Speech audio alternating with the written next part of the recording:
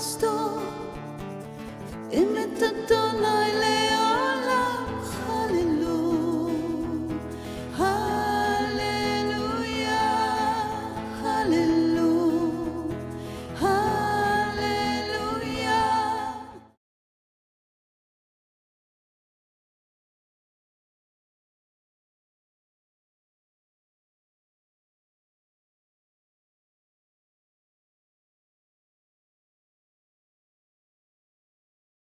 Shalom, shalom, mais bonjour. Mon nom est Jackie Firman des ministères Ariel Canada et j'ai le grand privilège de vous enseigner le petit prophète Zacharie. On est déjà au dernier chapitre avant qu'on arrive à notre prochaine étude sur le livre de Daniel.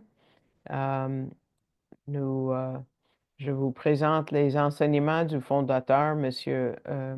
Jacques-Isaac le fondateur, c'est Dr. Arnold Fruchtenbaum et mon directeur personnel, M. Jacques-Isaac Gabizon. Donc, nous allons continuer dans le chapitre 14 et on est dans le jour du Seigneur, on est au temps de la tribulation et il dit comment le Seigneur va revenir. Et c'est un verset qui a influencé beaucoup de traditions, comme vous allez voir. Regardons le verset 4. Ça dit, et ses pieds se tiendront en ce jour-là sur la montagne des Oliviers, qui est en face de Jérusalem, vers l'Orient. Et la montagne des Oliviers se fendra par le milieu vers le Levant et vers l'Occident. Une fort grande vallée, et la moitié de la montagne se retirera vers le nord et la moitié vers le midi, qui est le sud. Où est la montagne des Oliviers? Si vous êtes déjà allé en Israël, vous savez déjà, c'est en face de l'esplanade du temple où le temple va être reconstruit. Vous voyez en haut l'esplanade du temple avec le dôme du rocher musulman et puis en bas le mont des Oliviers où vous voyez beaucoup de tombes.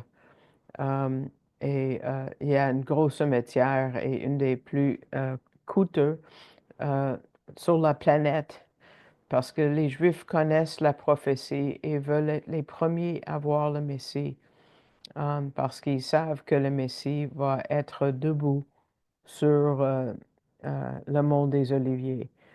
En fin de compte, mon, mon enseignante à l'école qui se tenait à la synagogue, Madame Makowski, quand elle est décédée, elle a fait envoyer son corps au mont des Oliviers. Elle était vraiment croyante par rapport à ce verset. Je ne pense pas qu'elle ait connu Jésus, par exemple.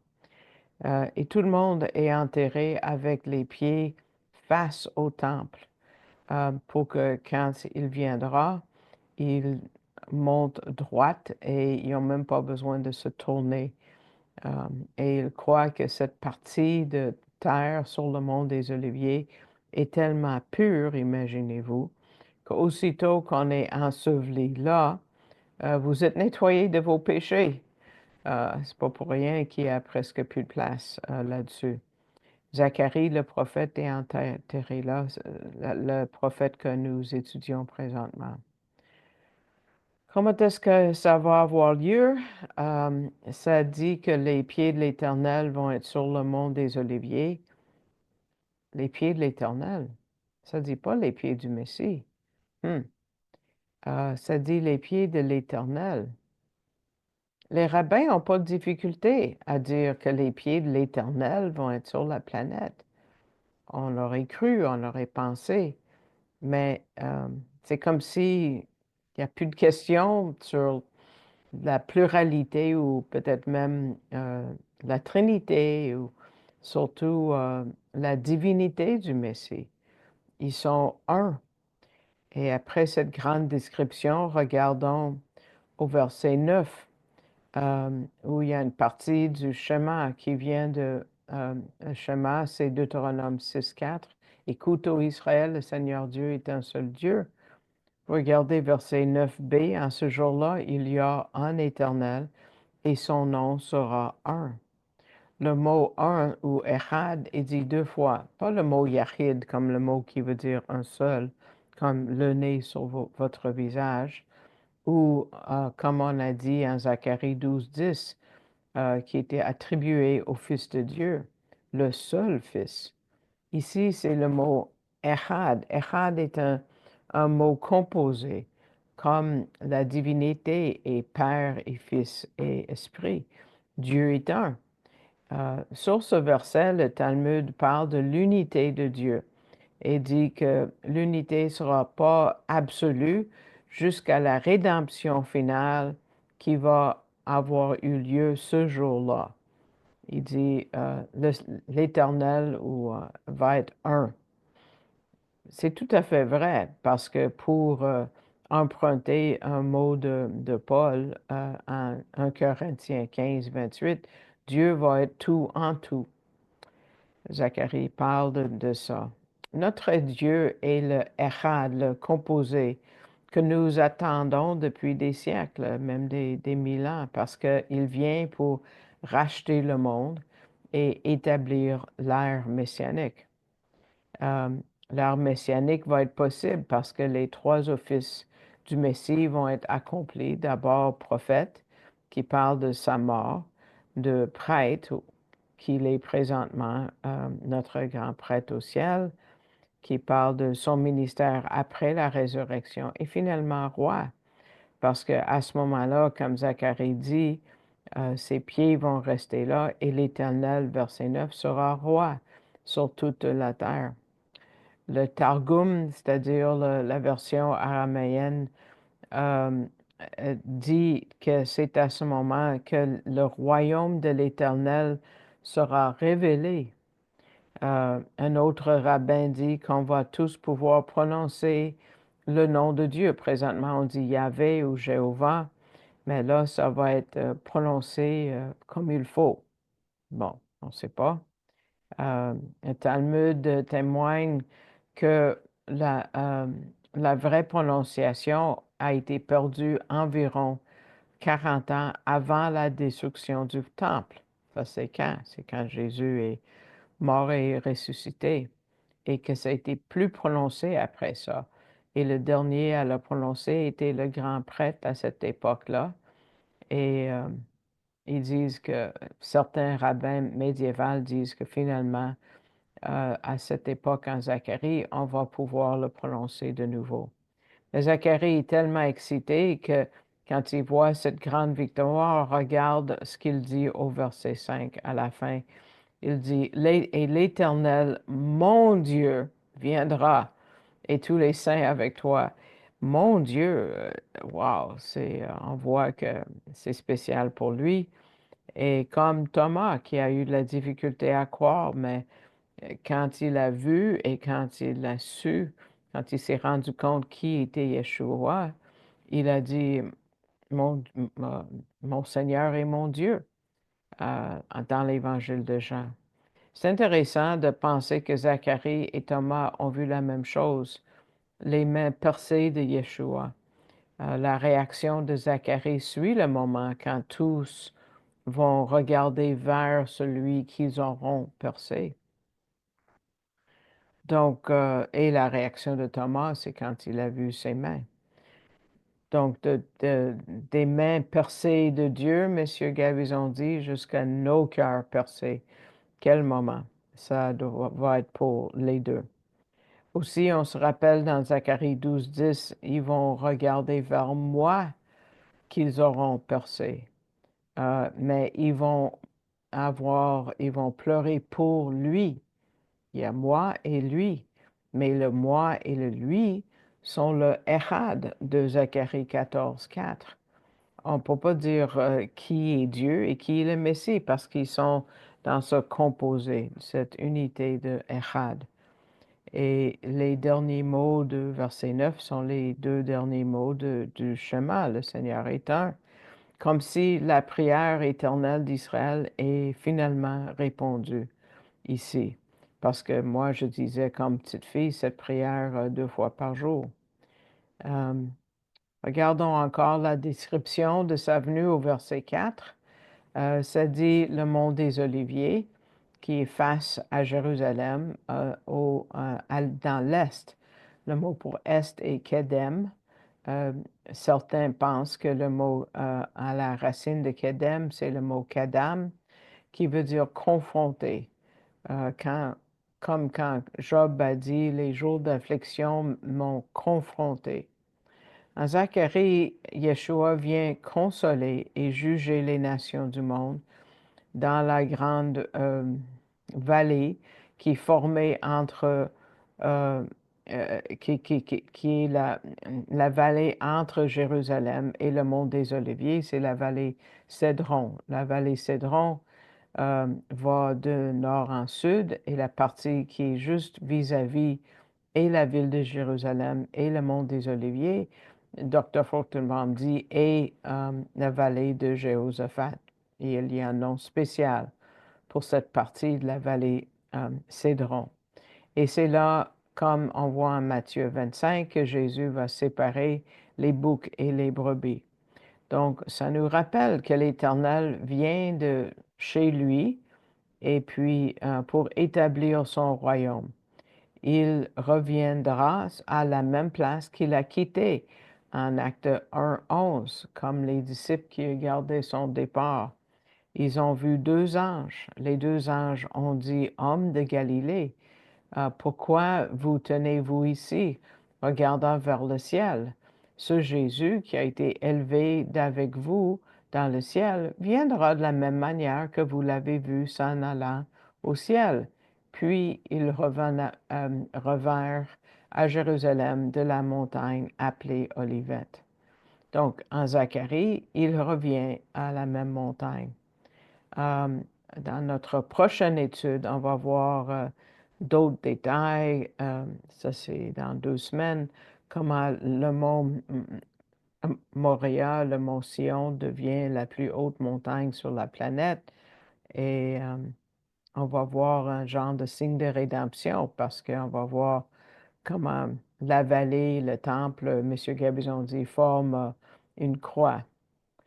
Euh, Parce que selon le Mishnah, la loi orale euh, juive qui n'est pas inspirée, l'emplacement du troisième temple est devant la porte de l'Est.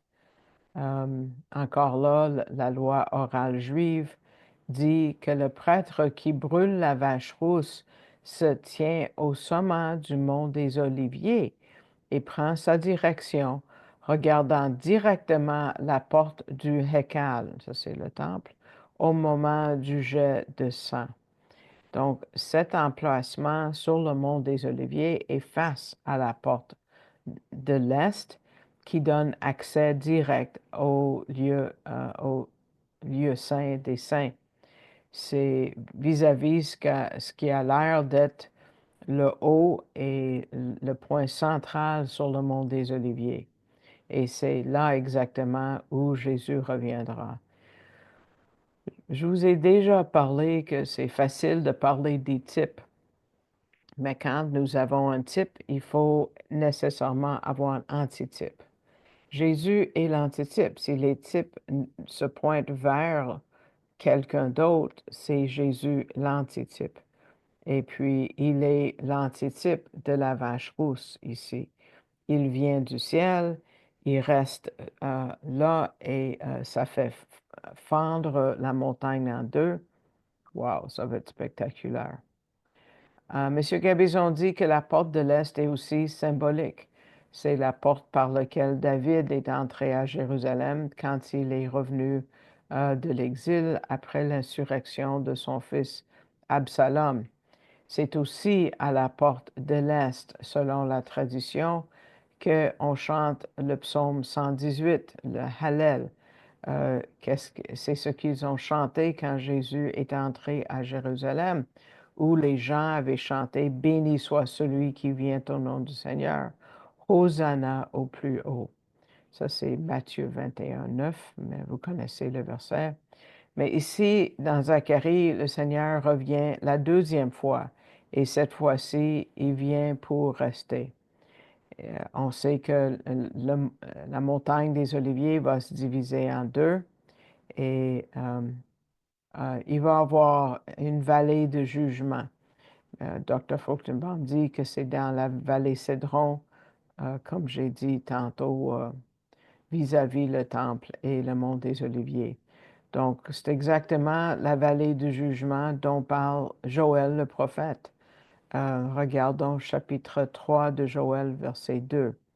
Joël 3, 2 dit, je rassemblerai aussi toutes les nations et je les ferai descendre dans la vallée de Josaphat. J'y entrerai en jugement avec eux à cause de mon peuple, de mon héritage d'Israël, qu'ils ont dispersé parmi les nations. Ils ont aussi partagé ma terre. Donc, vous voyez pas bien la vallée Cédron, c'est un peu caché par les deux montagnes, dans le fond, dans l'image, mais c'est la vallée qui entre ces deux petits monts, si vous voulez. Mais à cause de mon peuple, à cause de qu'est-ce qu'ils ont fait à son peuple.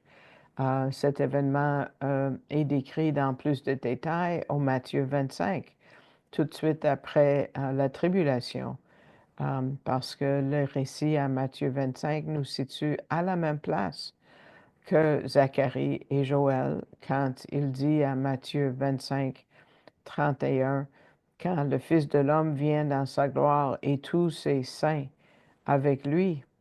Donc, regardons, ça dit, toutes les nations seront rassemblées devant lui et il les séparera les unes des autres, comme un berger sépare ses brebis des boucs. Ça va être dans cette vallée qu'ils vont être jugés selon la façon qu'ils ont traité Israël. Et ici, en Matthieu 25, euh, Jésus n'appelle pas Israël mon peuple. Il les appelle mes frères, sa famille, parce qu'il dit en Matthieu 25, 40, je vous le dis dans la mesure où vous l'avez fait à l'un de ces plus petits de mes frères, vous l'avez fait à moi. Donc, il n'appelle pas Israël son peuple, mais ses frères. Le mot aldéphos décrit une affinité très proche, quelqu'un qui partage les mêmes croyances, quand le reste d'Israël finalement devient pleinement famille parce qu'ils vont recevoir le pardon du Messie. Mais qu'est-ce que les nations ont fait à Israël? Euh, quand ça dit, vous l'avez fait à moi, on parle des grandes souffrances qu'Israël avait endurées. Il provoque de grandes images avec des mots tels que faim, soif, être un étranger, être nu, être malade et en prison. Donc, ce qu'on fait aux Juifs pendant la tribulation par ceux qui sont antisémites, ils font à Jésus personnellement. Mais, et les gens bénis qui étaient pro-sémites, si vous voulez, et les gens antisémites, les deux groupes se posent des questions, mais tu parles de qui, ça? Parce que, et dans le verset 37 qui est à l'écran, et aussi le verset 44, ça dit la même chose. Ils ne comprenaient pas. Alors les justes, dans ce cas-ci, lui répondront disant, Seigneur, quand est-ce que nous t'avons vu avoir faim et nous t'avons nourri, ou avoir soif et nous t'avons pas donné à boire? Mais comment est-ce que les deux groupes pouvaient pas comprendre? Quelle est la raison? Comment c'est qu'ils n'ont pas reconnu à quel point ils ont donné ou privé de l'aide au peuple juif? Il dit, et ça a été écrit il y a 5 ans, une indication de la grande haine qui viendra sur ce monde contre Israël. Déjà, je dirais, on le voit en 2025. Cette nation est tellement petite que même les, les élus vont se considérer comme étant perdus et condamnés, mais Dieu dit qu'il va protéger son reste. Mais ici, on voit que Dieu vient juger. euh, pas juste par rapport à comment les nations traitent Israël, mais il vient juger toutes choses. Rappelons-nous 1 Corinthiens 4, 5 pour terminer l'étude d'aujourd'hui, où ça dit le Seigneur mettra en lumière les choses cachées des ténèbres et qui manifestera les conseils des cœurs. Donc, on a toujours des versets qui nous donnent espoir en parlant des grands jugements. Donc, reposons nos cœurs avec ces versets-là qui va être, que la justice va être reçue sur la planète. Donc, je vous remercie de votre écoute. J'espère que ça vous a béni. Et quand vous écoutez, mettez le pouce vers le haut et priez pour le ministère. Je l'apprécie. Merci à tous ceux qui envoient du soutien financier ponctuellement ou régulier. Si vous avez à cœur de soutenir le ministère, c'est la seule façon par laquelle je vis. Je n'ai pas de salaire d'ailleurs. Vous pouvez aller sur euh, la page web des ministères Ariel en cherchant arielcanada.ca et ensuite ça va vous amener à une page. Pour le moment, c'est juste en anglais, je crois, et vous cliquez sur Donate parce que le mot don est là-dedans. Et puis ensuite, vous cliquez sur le FR pour le français au milieu de la page et vous allez avoir ce qu'il faut comme formulaire pour comment faire le don. Vous choisissez mon nom, vous mettez vos coordonnées pour qu'ils puissent, c'est eux qui vont vous envoyer un reçu. Et puis, les détails par rapport à votre façon de payer, PayPal ou d'autres, et pour effectuer le don. Donc, j'espère que ça vous a encouragé. La justice arrivera un jour et nous avons donc hâte. Donc, jusqu'au moment que nous nous revoyons, euh, nous nous reverrons. Je vous souhaite shalom et bonjour.